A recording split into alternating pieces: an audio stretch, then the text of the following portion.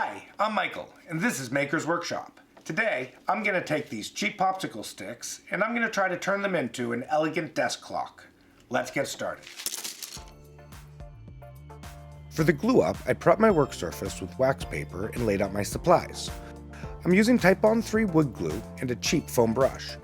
I picked up these popsicle sticks on Amazon as a really affordable raw material, and I thought the bold colors would stack nicely. I applied a heavy coat of glue to each popsicle stick and started stacking.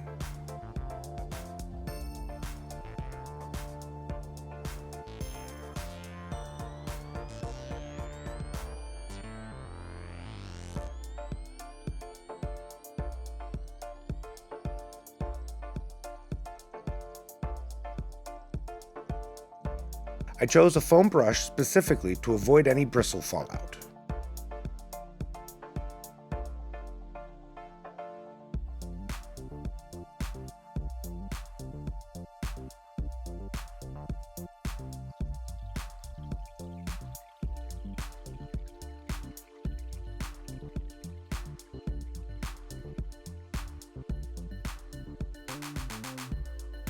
Once I had it glued and stacked to a height that was starting to slide around on me, I clamped them together. The more clamps, the better. I then cleaned off the squeezed out glue with a wet paper towel.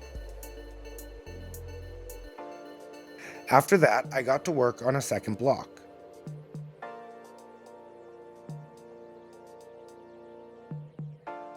I made two separate blocks which separately hardened and then glued those together into one larger block. With so many popsicle sticks sliding around in glue, this was just a more manageable way to go.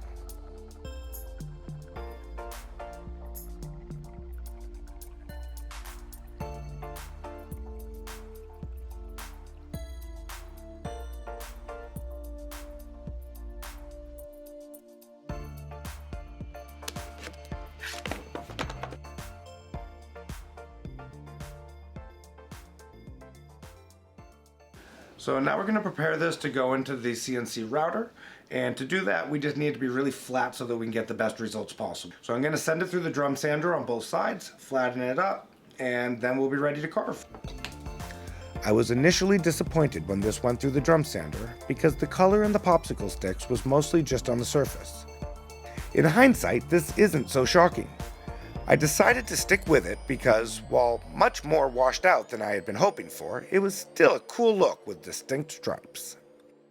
With the wood ready to go, I took its dimensions along with the dimensions of the clock face I was using.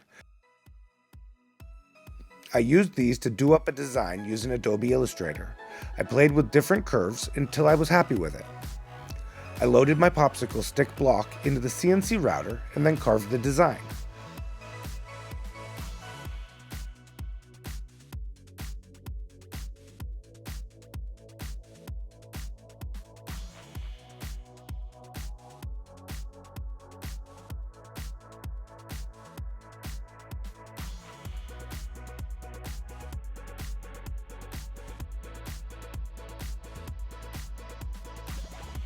I also needed a ring to sit the clock face upon, so I quickly laser cut that part out with some scrap wenge.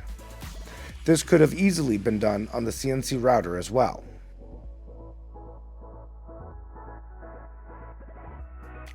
I cut away the tabs using my scroll saw to release the final shape of the clock, and then gave the edges a quick sand on the belt sander.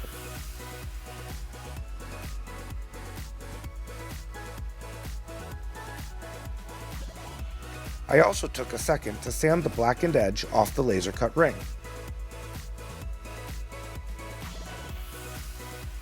I wanted a rounded edge on the wood, so I took it over to my router table.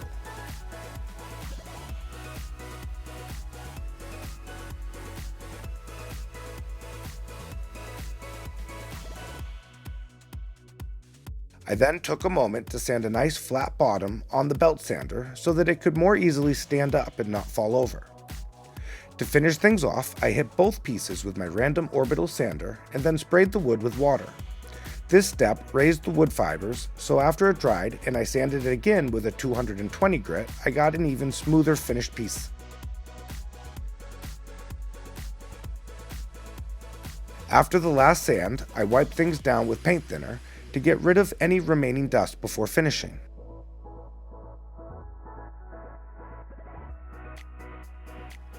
I went with a wipe-on satin poly and applied with a rag.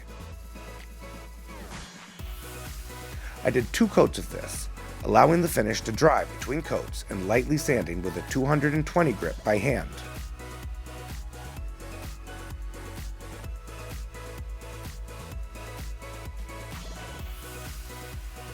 Once the second coat dried, everything snapped together into the finished piece.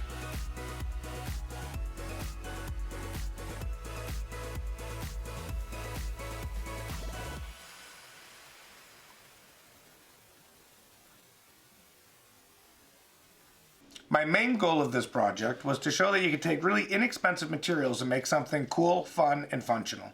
And although the clock doesn't look exactly the way I was originally expecting it to, I was expecting the colors to be a lot more bold.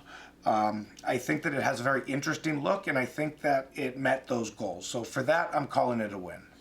If you enjoyed this video or found it helpful, go ahead and click subscribe.